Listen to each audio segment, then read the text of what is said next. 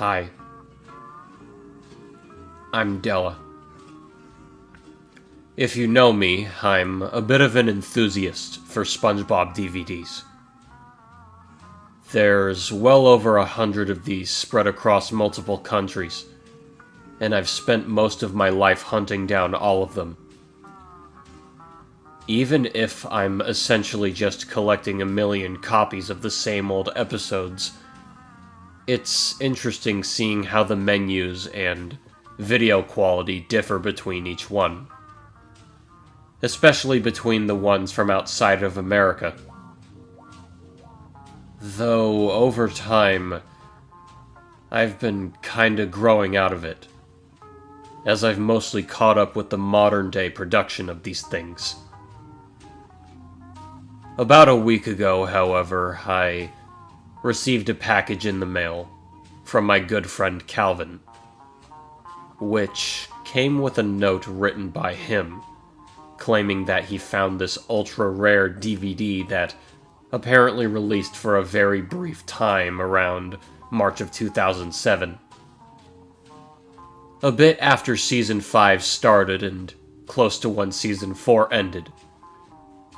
The note continued that a few video stores in the states surrounding New York held it, before they were apparently requested to take it off the shelves, which I found odd.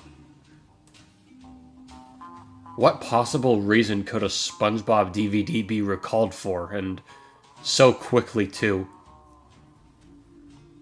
Regardless, Calvin never let me down when it came to these DVDs before. So, I opened up the package. Sure enough, I was now holding a SpongeBob DVD that I never even heard of before. It was titled Krusty Chronicles. Not to be confused with the later episode, The Krabby Chronicle, or the much later DVD, Krabby Days. You could probably guess from the name that the DVD was centered around Mr. Krabs. The cover looked surprisingly official, and fittingly had stock artwork of the man himself front and center inside the Krusty Krab, with SpongeBob and Squidward less noticeable in the background. Looking at the episode list on the back, it could essentially be considered a best-of compilation of episodes, centric to Mr. Krabs that released up to Season 4. It had nearly doubled the amount of episodes these DVDs usually have, which was pretty crazy to me. It includes, in the playing order, Squeaky Boots, Arg, Krusty Love, Nasty Patty, One Krab's Trash, Crabborg, Clams, Born Again Krabs, Shell of a Man, Krabs vs. Plankton, Krusty Towers, New Leaf, and Lena. You probably noticed the last episode on the list, which is titled Lena. This caught my eye immediately since obviously that episode didn't exist. Or at least, I thought it didn't. I never heard of it airing on TV once, and honestly, the title was just very strange and jarring in general. Not at all akin to the titles of any other episode. However, unlike most SpongeBob DVDs up to this point, there was a blurb on the back that shed some light on Lena. Join everyone's favorite penny pincher in this treasure trove of undersea tales that will leave you laughing like a pirate. Plus, enjoy a brand new nautical adventure exclusive to this DVD. Sure enough, there's a small graphic on the front cover that says, includes new DVD exclusive episode. As well, which I somehow missed the first time I scanned my eyes across it. This was incredibly interesting, as Nickelodeon's never released an entire episode of the show exclusively to any platform before, nor have they done so since. I suppose they just really wanted this one to sell for whatever reason. But then, why would they take it off store shelves pretty much instantly after release? Furthermore, Lena didn't even have a description of the plot, unlike the other episodes listed. It was just the name with a flashy, exclusive episode graphic printed next to it. I was starting to think this was Calvin's bizarre idea of a joke. The whole circumstance was just too odd, especially for Nickelodeon standards. I never had a reason to doubt him before, but I just felt too weirded out to watch this until I had him confirm this was real. Unfortunately, he missed my calls 3 times in a row before texting me saying that he was working late that day and wouldn't be able to talk until tomorrow. Figures. Despite the absurdity of this situation, I didn't want to wait until tomorrow to watch this. I was simply too curious about what Lena could possibly entail. As such, I threw all caution to the wind and inserted it into my decade-old DVD player. I know by now you'd probably believe this was some terrible mistake, and I ended up being disemboweled by a cursed evil demon inside the DVD or something. But I'm just gonna say now that I ended up fine. A little repulsed and mentally scarred, but still fine. As is usual for these DVDs, an assortment of ads played, featuring various other DVDs that were released around the time, both for SpongeBob and Nick's other shows. These commercials were nearly convincing me this was a real DVD, but my suspicions were heightened again when the main menu came up. Compared to other SpongeBob DVDs around this time, this one was incredibly basic. No clip from the special episode leading into it, or any fancy late 2000s CGI transitions at all. Just a simple scroll upwards filled with bubbles that led to the menu options and more stock art of Mr. Krabs. Though at the very least, it continuously played the closing theme, as most of the other DVDs did. It felt so much more low budget than normal, which just made the emphasis on this Lena episode even weirder. Usually when these DVDs have a big episode to focus on, i.e. fear of a Krabby Patty, the aesthetics of said episode bleed into the aesthetics of the menus. But this just felt like those later complete season DVDs. Lifeless and low effort. But, whatever. It didn't really matter to me that much. As much of a connoisseur I am for these things, I don't really care how cheap they feel. In fact, it just makes it more interesting. Everything surrounding this DVD was so bizarre, and I needed to know more about it as soon as possible. Before immediately diving into the new episode, I decided to watch the whole thing in order. I had time to kill, and to be honest, it's been a while since I actually watched this show again. So I just hit play all, sat back and relaxed. There's not much to say about the first 8 episodes in this thing. As far as I could tell, they barely had any differences from the original, aside from being of slightly lower quality than I had hoped. The weird shit only started cropping up during the Season 4 episodes. At the end of Shell of a Man, instead of immediately transitioning into the next episode in line, it faded into a barely visible, extremely blurry scene that lasted about 10 seconds.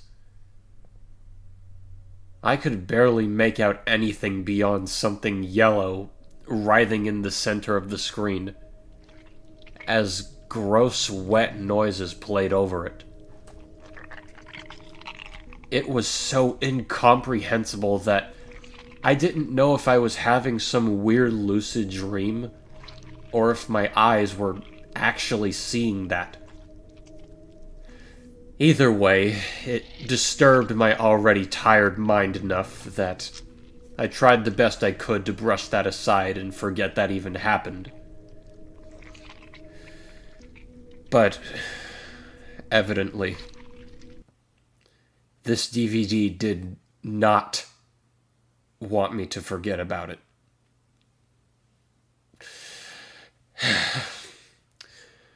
After whatever the hell that was, it transitioned into Crabs vs. Plankton as normal.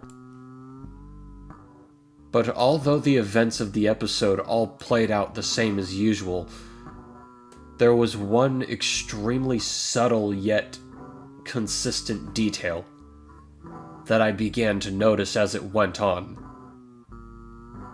Mr. Krabs' overall color scheme gradually became more and more desaturated in between every shot. And when I say gradually, I mean gradually. It was so subtle that I only began to notice this happening when the episode was nearly over. By the end, there was not a single bright color on his body. And to my shock, this detail continued with a surprising level of consistency into Krusty Towers. Krabs looked exactly the same in color at the start of the episode as he did at the end of the last one. My delusions about this just being a lucid dream were quickly falling apart, for the fact it carried over exactly where it left off in between episodes made me realize this had to be intentional. But why? Why put so much effort editing these episodes just to implement something so weird and pointless and then change nothing else? And what about that thing that happened after Shell of a Man? Were they just not gonna touch on that again? Just as I had suspected, maybe even feared, this continued into New Leaf as well. By this point, Krabs was practically grayscale. All the color was just sucked out of him, which felt so maddening considering everything else was still exactly the same as normal. I never felt so on edge before. It was only making me dread whatever was gonna happen in Lena.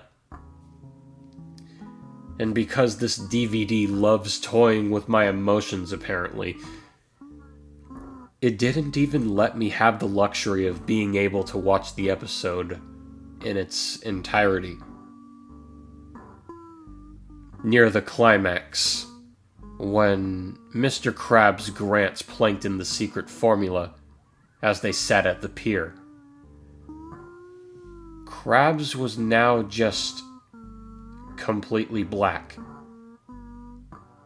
absolutely nothing readable on his entire body. He was just a silhouette now. And yet he was still reciting the same dialogue with the same voice as if this was normal. The final shot of the scene then faded to black, as it originally did. But the original ending did not play out. It was the writhing yellow thing again, which I secretly hoped wouldn't show up again. Now it stayed on screen for about 30 seconds, and I could see it more clearly, as much as I didn't want to. Though, even then, I couldn't tell you what it was. It appeared to be real-life footage of some weird bean-shaped slug thing with a bunch of root-like tentacles coming out of it. It was evidently on dry land, flopping around like a fish, struggling to breathe. I'm no marine biologist, so I didn't know if this was a real creature I was looking at or not. Certainly didn't help wipe the look of sheer disgust off my face. Just as I was, maybe, getting used to this thing, after staring at it for what felt way longer than 30 seconds, it very abruptly cut to the title card for Lena, with absolutely no transition. The title card itself looked kinda amateurish. It looked like a placeholder for an actual title card that would have been made later. Just the word Lena, hastily scribbled onto a white background. The music playing was "Here's Adieu, Sweet Lovely Nancy, B," which never played on a title card before or since this. It's barely used in the series anyway, only being played during a few specific moments relating to Mr. Krabs' misfortune.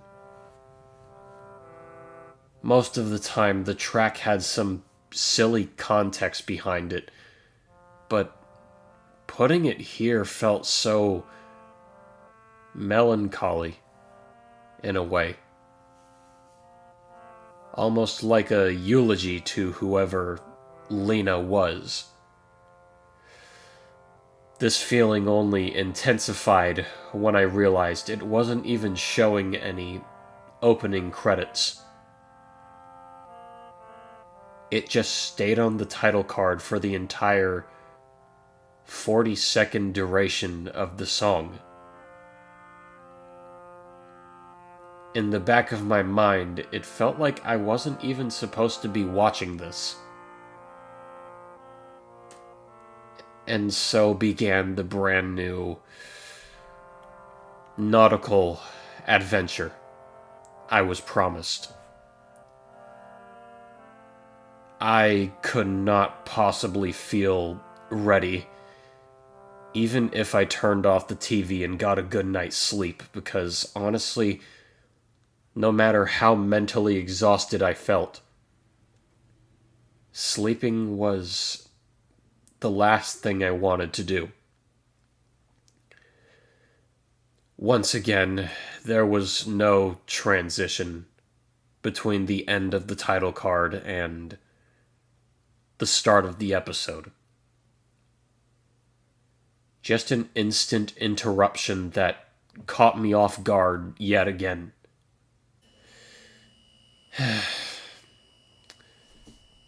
It all started with a standard establishing shot of the Krusty Krab. SpongeBob was shown enthusiastically busting open the kitchen door with a plate of Krabby Patties in hand, as Squidward made some apathetic remark. To tell the truth, I don't remember the exact dialogue during these opening scenes, since they were incredibly unimportant compared to what happens later. And I really did not want to watch it again. I can at least say that it was definitely Tom Kenny and Roger Bumpus doing their voices, which only made this seem more official, as did the animation, which is pretty much what you'd expect from a late Season 4 episode. After some light shenanigans, SpongeBob looked across the street towards the Chum Emporium? Shockingly, the sudden cut at the end of New Leaf somehow carried over into this episode. It seemed like Plankton actually kept his word and retired the Chum Bucket for good. This level of continuity shocked me. The show never kept a change so fundamental like this before. Not even Krabs slowly losing his color felt this surprising. In any case, now begins the dialogue I do remember. Gee, it sure feels different around here now that Mr. Krabs and Plankton finally settled their differences. Plankton hasn't tried to steal the formula in months. Seeing such a beautiful friendship fills me with so much joy. I'll say, without that cheapskate breathing down my neck, I've never been happier. Frankly, the only thing keeping me in this grease trap is the fact I'm still getting paid. SpongeBob's expression becomes more inquisitive. Huh. Now that you mention it, where is Mr. Krabs? I haven't seen him all day. Probably off gallivanting with Plankton again if I were to guess. But if that keeps him out of my hair, then that's just fine with me. But Squidward, you're bald. There was a sudden close-up of Squidward's scalp, which was comically shiny and glistening. Squidward stammers angrily for a second. Oh, never mind that. All I'm saying is, I wouldn't mind if I never had to see Mr. Krabs' ugly mug ever again. He can live with Plankton for all I care. SpongeBob gasps in shock. But Squidward, without Mr. Krabs, who's gonna contractually obligate us to spend the rest of our lives here? Without him, the Krusty Krab is just the Krusty! Oh, please. If there was someone who could work here for less money, he'd replace us in a heartbeat. Why should I care about him if he doesn't care about me? Sure he cares about us. Just yesterday he was telling me just how good of an employee I was. He even gave me a gift. Come on, you can't be this gullible, can you? Say what now? You know, a gift. Every star employee gets one, he said. Well, what was it? Oh, sorry, Squidward. It's a secret. He said he made it just for me. Maybe if you keep up the good work, he'll give you one too. A present? Just for me? A thought bubble appears over Squidward's head, showing a fancy gem-studded clarinet. Squidward gets delighted over this thought. Well, maybe I was wrong about old Krabs. I'm sure my work thus far has been satisfactory enough. Perhaps I'll give him a little chat the next time I see him. Another exterior shot of the Krusty Krab was shown, as the day transitioned into night. SpongeBob runs out the door, happy as a clam. See you tomorrow, Squidward. I hope you get your present soon. Oh, trust me. I'm gonna be swimming in luxury the next time you see me. Instead of walking home, Squidward decided to head towards Mr. Krabs' house to try and get his gift early. He knocked on the door, only for no one to answer it.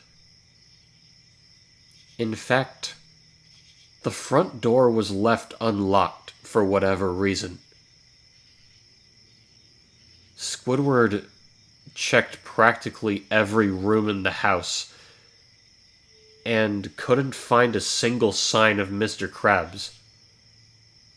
Or maybe even more concerningly, Pearl. The entire sequence didn't end up leading to anything, but it was so unnecessarily long and drawn out that I felt on edge regardless. Even still, Squidward grumbled to himself in disappointment and left. Next, he checked to see the Chum Emporium. Since Krabs and Plankton were apparently best buddies now, he thought the two might be hanging out in there. And yet, the front door was once again unlocked, and both Plankton and Karen were completely absent. Still no sign of Krabs either. Once again, it was drawn out for so long with very little music or dialogue to lighten the mood. It felt so empty and existentially dreadful. Just as Squidward walked out of the Emporium, though, he somehow spotted the door to Mr. Krabs' office in the Krusty Krab, closing through the glass panes. He was absolutely sure this was Krabs and made his way into the restaurant. He entered Krabs' office jauntily, excited at the thought of getting a present for all his hard work. Oh, Eugene! A little birdie told me that someone's got a present for your best employee.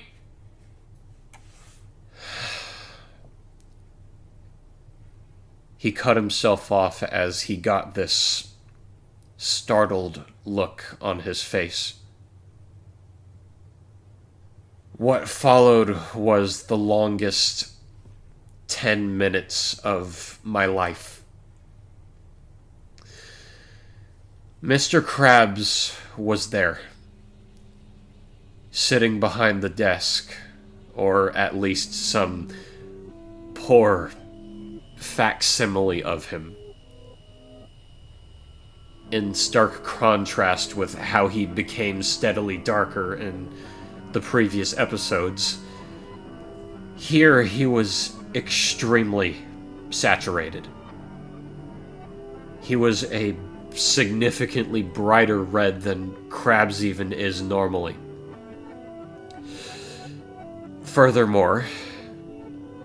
He didn't seem to be wearing a shirt, with numerous ominous cracks taking its place. But perhaps the most startling difference was his new face. Instead of 2 long eye stalks, he had these large, beady, almost realistic-looking eyes with round black pupils protruding from the top corners of his head. His nose was gone. His mouth was locked in an incredibly wide, entirely black smile? Can I even call it that? It didn't look particularly happy or even psychotic, but it didn't feel like a neutral expression either. I couldn't begin to guess what emotion this whole face was meant to convey. When it first cut to him, he looked like he was staring downwards towards nothing in particular, like he was spacing out. In an uncomfortably realistic way, he became startled by Squidward's presence, and was subtly snapped out of whatever he was thinking. Then he just stared. Absolutely no movement, not even the slightest blink. He just stared at the camera in complete silence for 10 entire minutes. I'm not even exaggerating in the slightest when I say I've never felt more uncomfortable and scarred for my life before or since this. And yet, I couldn't risk not seeing what could happen after this. Every other part of myself was begging me to stop, but it was incredibly hard to convince myself to look away for even a moment. I had to see this through to the end to try and rationalize any of this. Otherwise, that disgusting yellow thing would root itself into my subconscious for no discernible reason.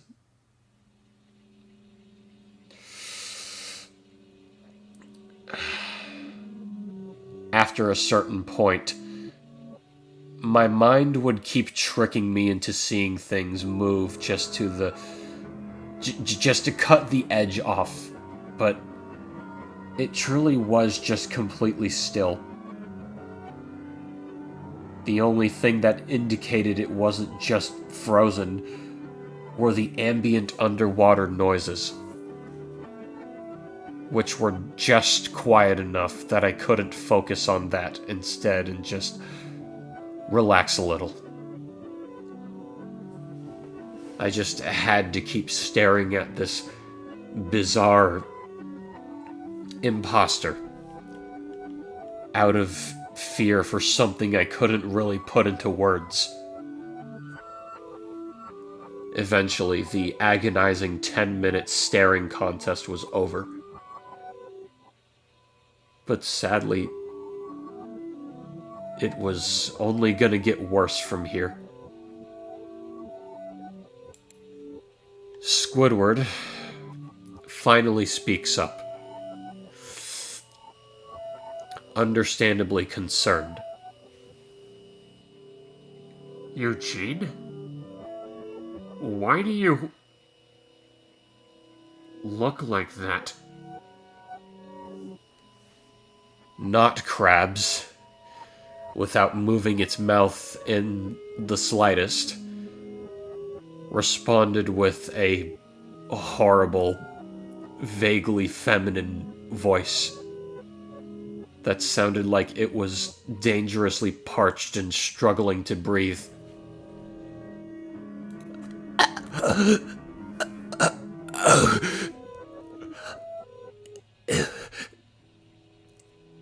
Employee. Some kind of thin, yellow, root-like appendage slowly crawled out of its gaping mouth, accompanied by incredibly gross, fleshy, creaking noises. It pointed towards Squidward and took a pause for a few seconds before speaking again.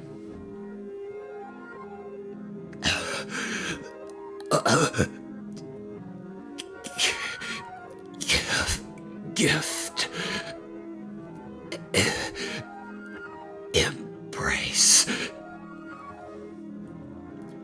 Squidward couldn't even respond with anything. He was just as bewildered as I was.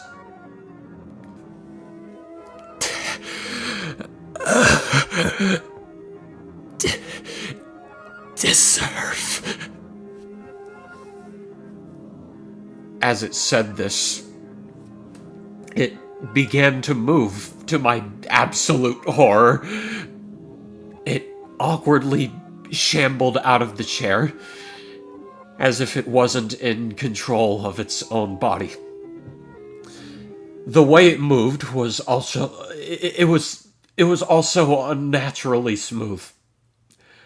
Like a 3D model.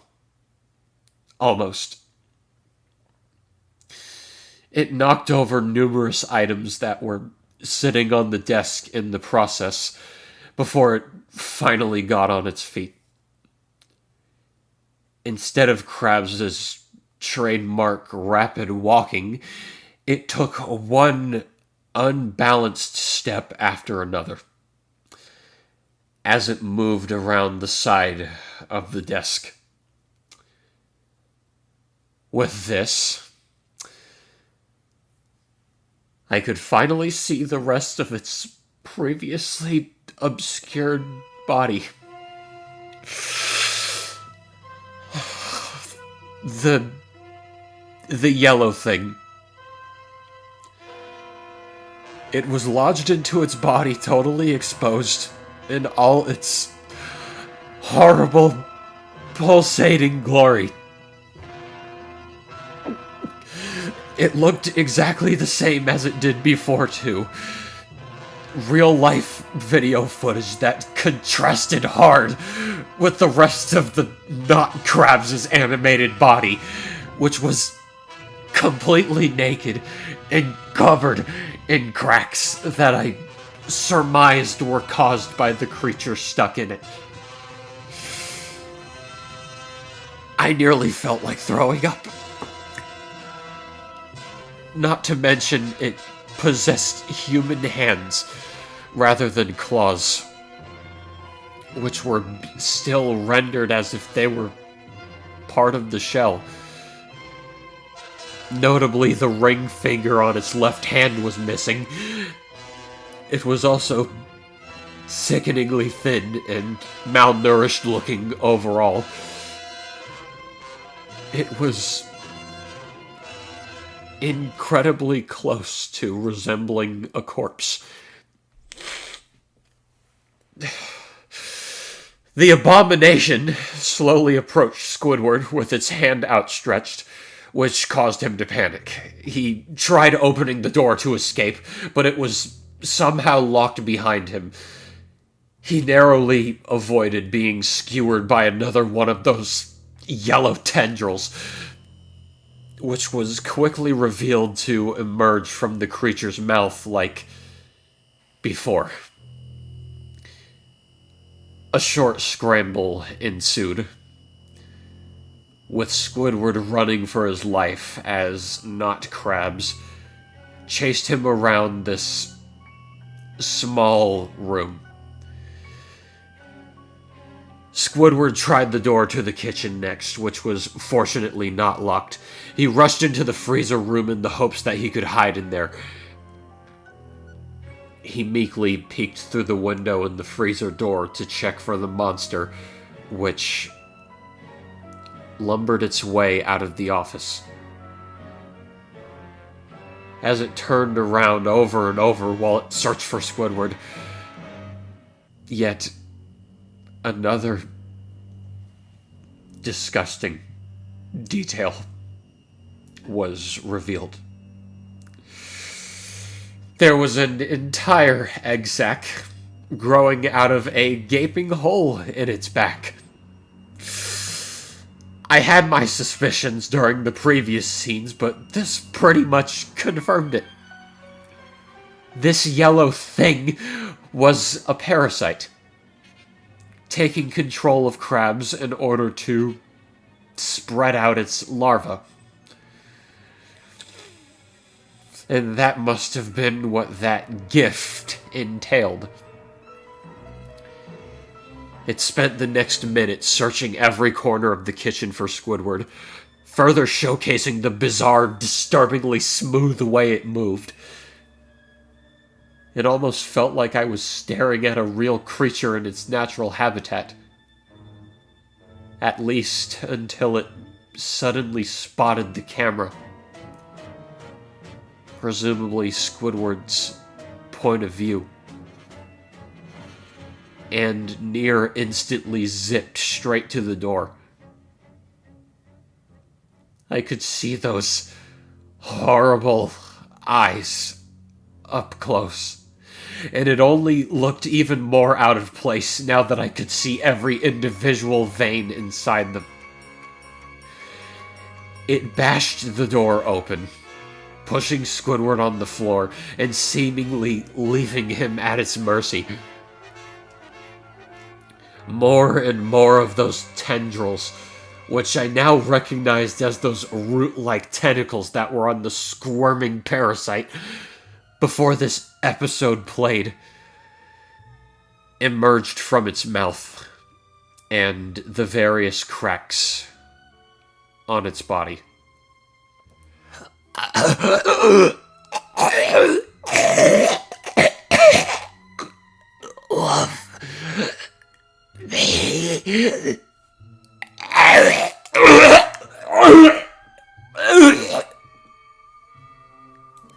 Just before it could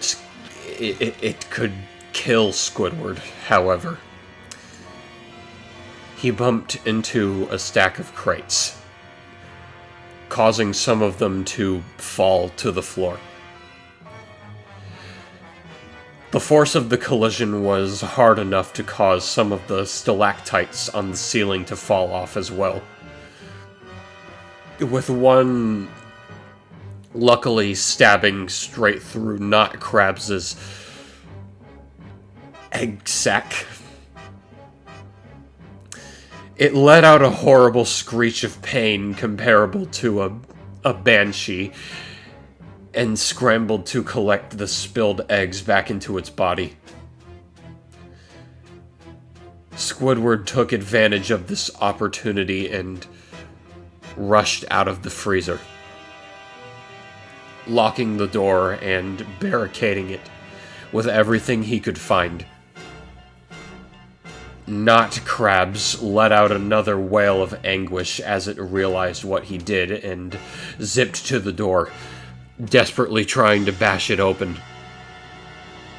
It screamed its last dialogue with a visceral rage, totally unlike the malnourished, raspy voice it had before. No! No! No! No! Why? Why? No! Loveless! Loveless!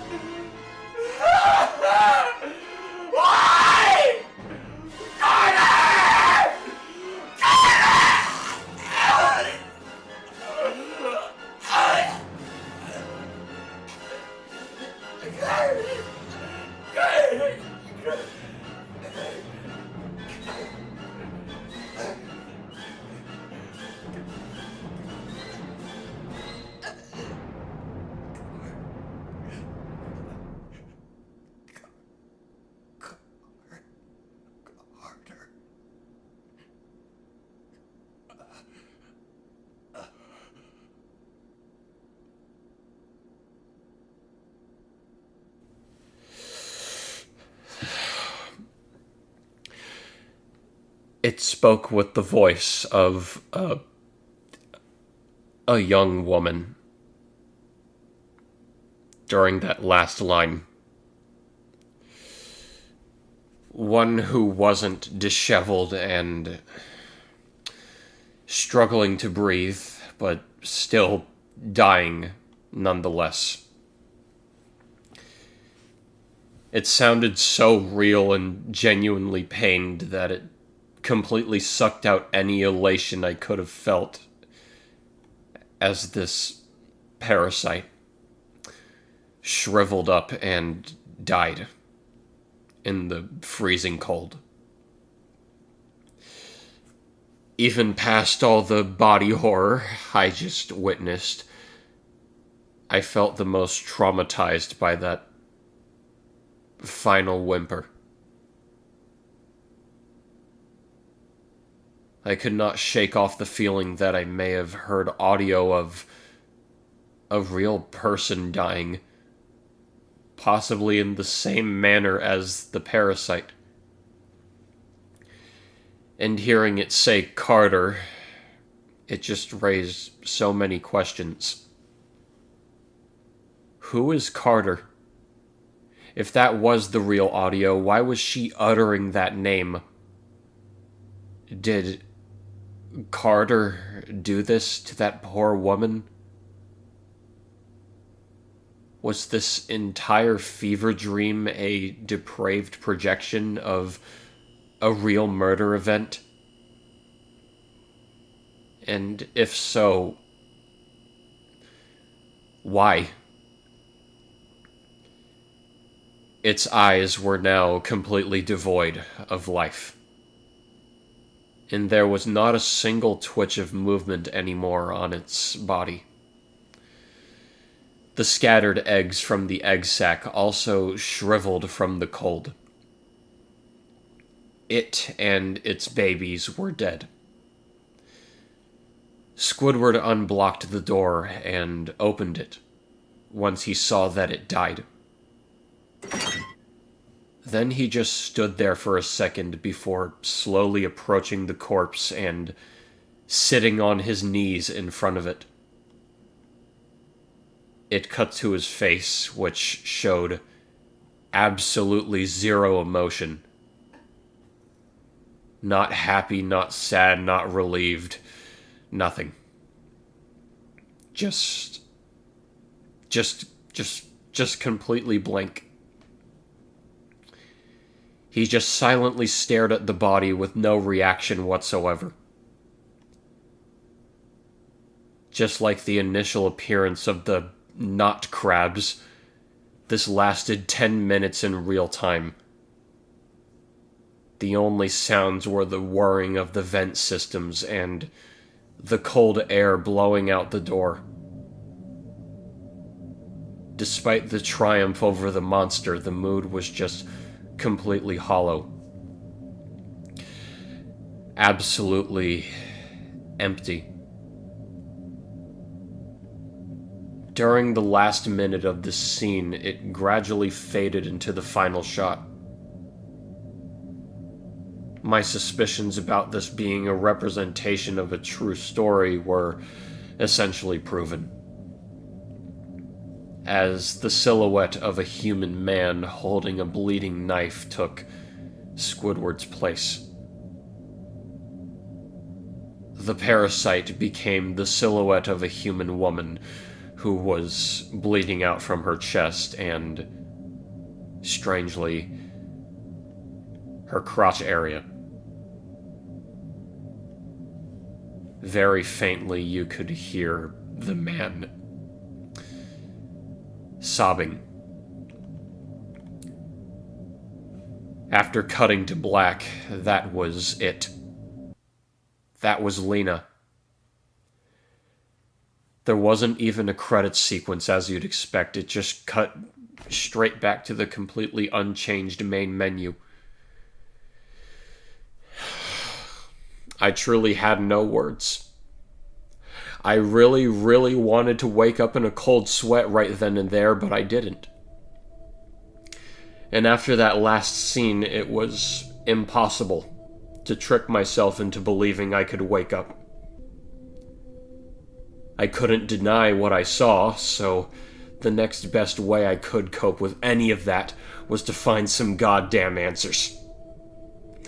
I checked that DVD case again, looking for anything that could possibly point to whoever made Lena, which led me to the special features. Unusually, only one was listed. Cast commentary. They didn't have these for any other Season 4 DVD, but considering the dubious nature of this entire DVD, I had a feeling I knew what this commentary was meant for. I checked the special features tab on the menu, and there it was. Audio commentary. Lena. By some extreme luck, this episode had an audio commentary featuring whoever the hell made this mess. Though, frustratingly, the name was not listed along the menu option, unlike other DVDs that featured commentary. But whatever. I needed the slightest bit of clarity on what I witnessed. I was not gonna let any of that infest my nightmares unexplained for the rest of my life. Once it was selected, I was presented with the Not Crab's corpse, now heavily decomposed. This screen is what played throughout the entire commentary instead of the actual episode. And the commentary itself was less of a making of presentation and more like a confession. I transcribed the entire thing below.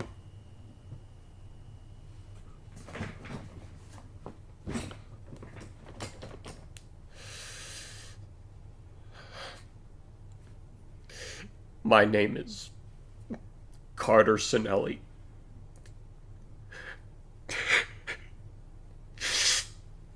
I'm recording this message in the hopes that as many people as possible will understand the depravity of my actions.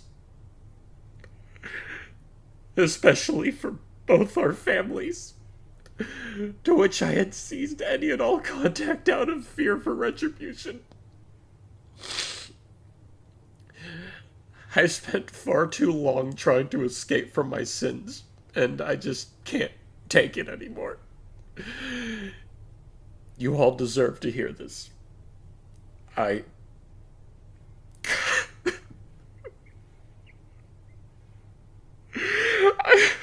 murdered my fiancée. My dear Lena, who I adored with all my heart, I killed her. There's no justification for this. I am pure filth incarnate. A man who cannot be trusted, even with the love of his life. What I'm about to explain is not an excuse for anything, only an explanation so you can avoid making the same horrid mistakes I did. I met Lena during my time working for Nickelodeon back in 2004. I became a graduate animator for the company as SpongeBob began production on its post-movie seasons. Lena was an intern, I believe. We shared interest in marine biology and eventually began dating around later that year. It was so wonderful. That first year of absolute bliss, I didn't know how good I had it.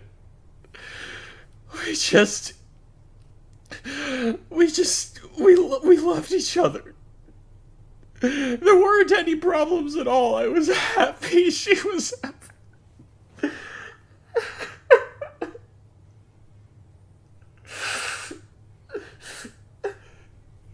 I just had to fuck it up somehow. I could not possibly let my own life be that simple, could I? I was still young. Even as an adult, I was still stupid. I had stupid desires, and at some point towards the end of the year, we had a night of passion. One that she didn't want.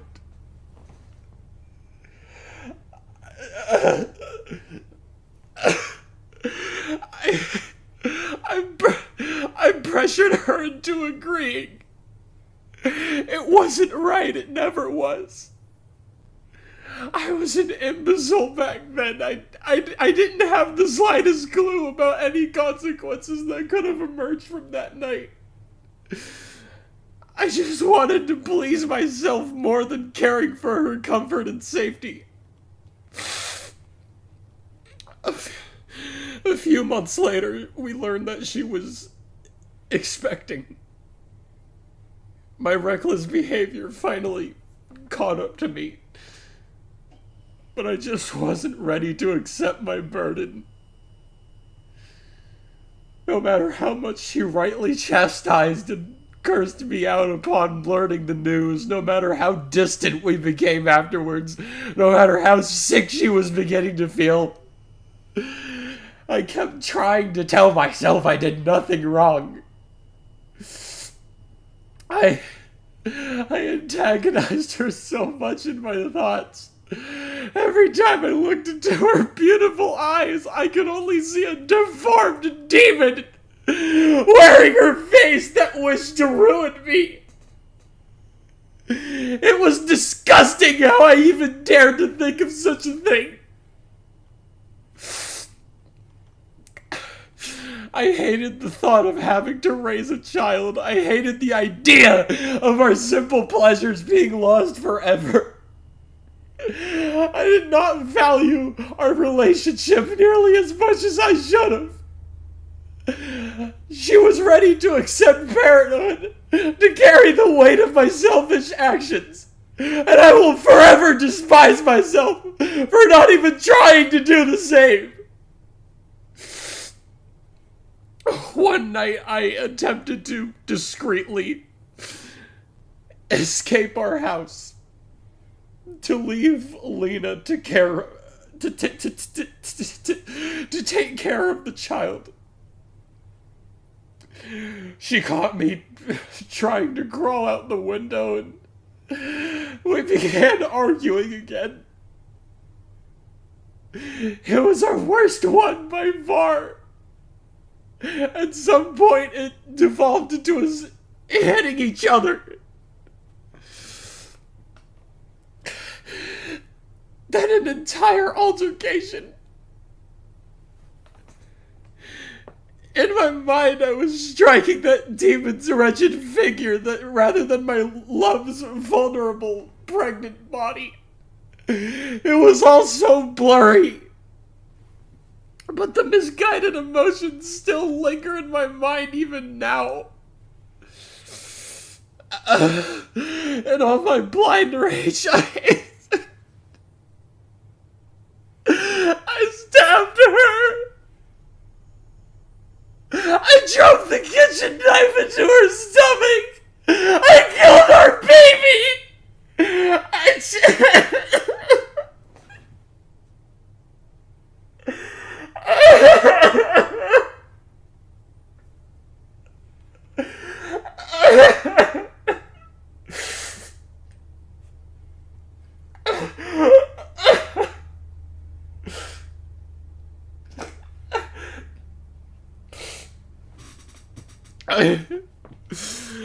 can't.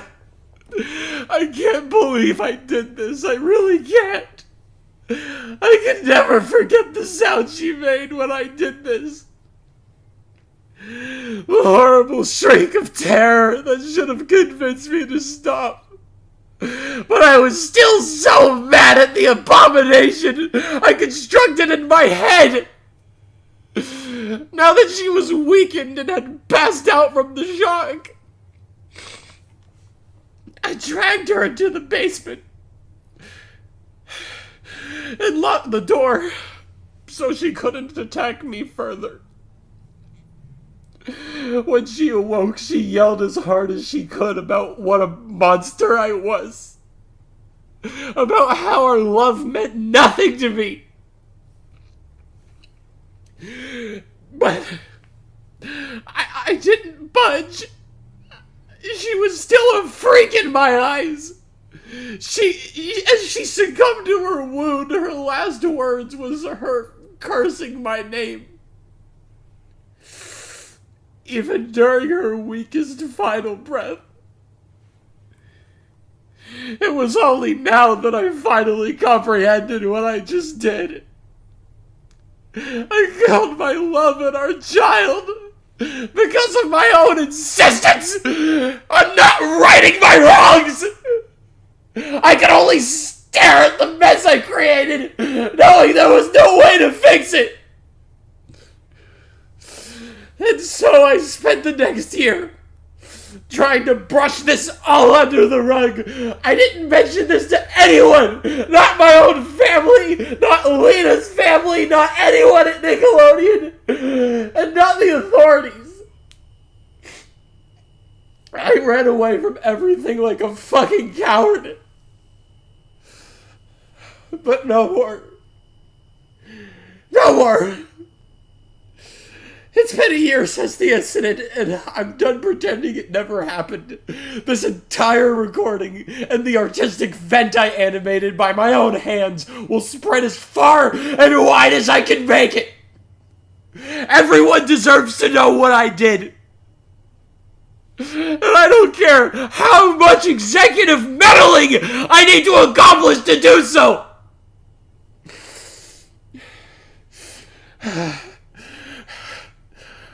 I'll find a way. If I get fired, then whatever. I don't fucking care anymore. I just want everyone to hold me accountable.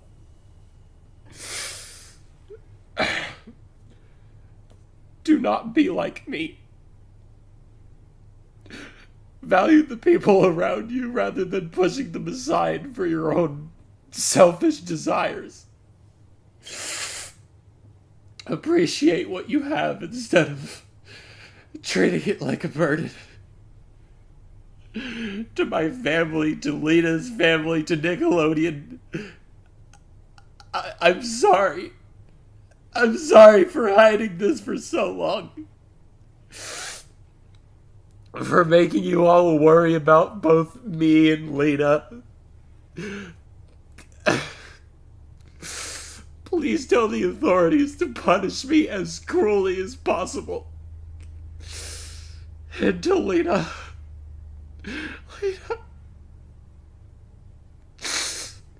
you are a treasure. A treasure that I should not have been allowed to have. You would have been so much happier with anyone else. You didn't deserve this in the slightest. For the brief time we were on good terms, you were truly the light of my life.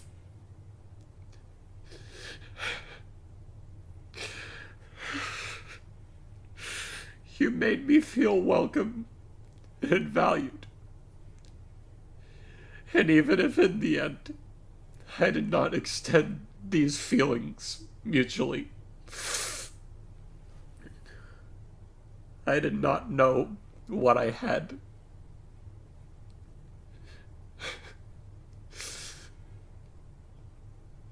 I'm sorry.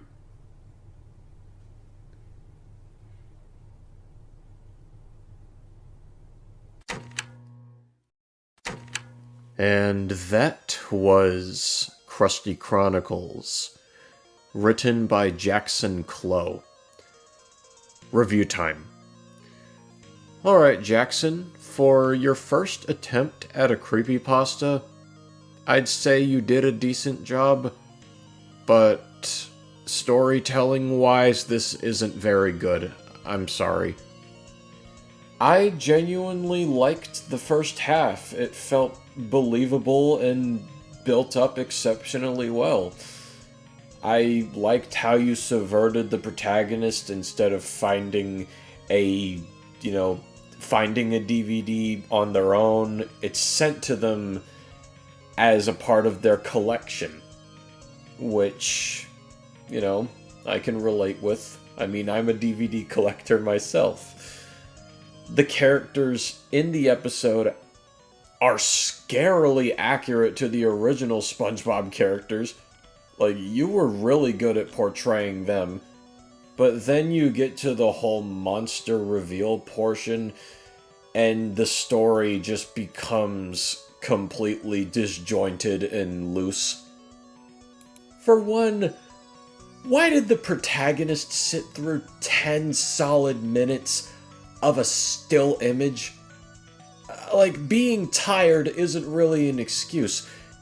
I'm pretty sure if that showed up on my screen for 10 minutes, much less if I was tired, I would either eject the disc and go to bed, or I would fast forward through all of it until I got to a part that actually was animated.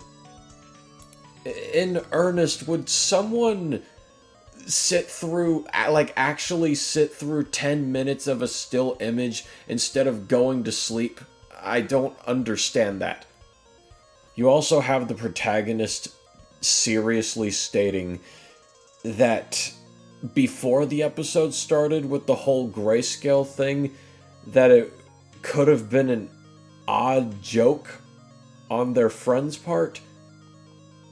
Do you seriously think that your friend is going to have all of the patience and time in the world to manually edit scenes in a SpongeBob DVD to have Mr. Krabs specifically go in grayscale? The monster's dialogue was formatted kind of bizarrely, but I can let that slide, because I did have an easy enough time telling who was who. That's not my main problem. My biggest problem with the story is the whole connective process between Carter's murder and this SpongeBob episode. How would Lena perform as not Krabs in this murder confession if she was rotting in a basement by the time it was being made? Maybe I can believe that Tom Kenny and Roger Bumpus would voice act in this if Carter had a lot of time and money on his hands. But, how would his dead fiancé be able to provide her voice after he gutted her to death? He couldn't have just ran down to the basement to get her to record some last-minute lines in her dying breath. I'm pretty sure she would have cussed him out. And not to mention, why did Carter portray himself as Squidward here? If Squidward did next to nothing close to the felony his portrayer caused, better yet, why is Lena portrayed as Mr. Krabs of all the characters? I get the whole point of Not Krabs is that it's supposed to be like a lunatic's rendition of how he saw his fiancée, being this creature that only wants to have children with him, from what I'm seeing. But should I really believe that he saw this woman as a giant crab with a saculina parasite underneath it? The story even points out that Squidward locking the creature in the freezer is not at all like what happened in Carter's house, but it tries to unify both of the events together anyway. It hardly makes any sense. While this really does kind of mess up the story's flow, I can still appreciate how nicely the first half of it set forth. The foreshadowing of Mr. Krabs slowly losing his color per episode in the DVD before all of that happens. How the episode in question kind of subtly advertises itself as exclusive on the cover. It's stuff like that I like. But the second act...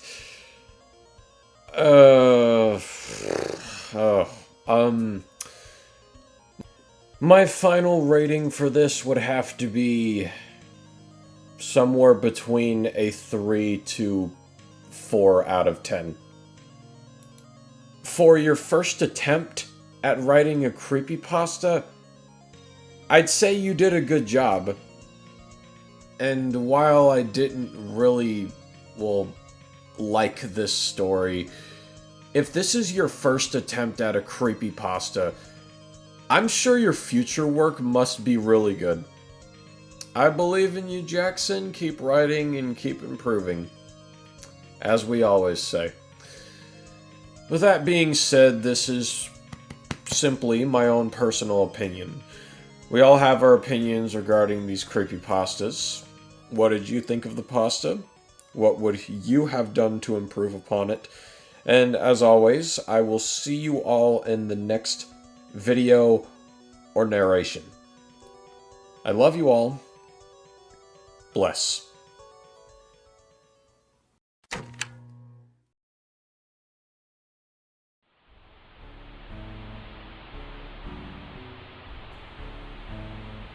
Jeez, what's the matter? You can't sleep? Good. Stay tuned, pal. You're watching Lafawndapasta.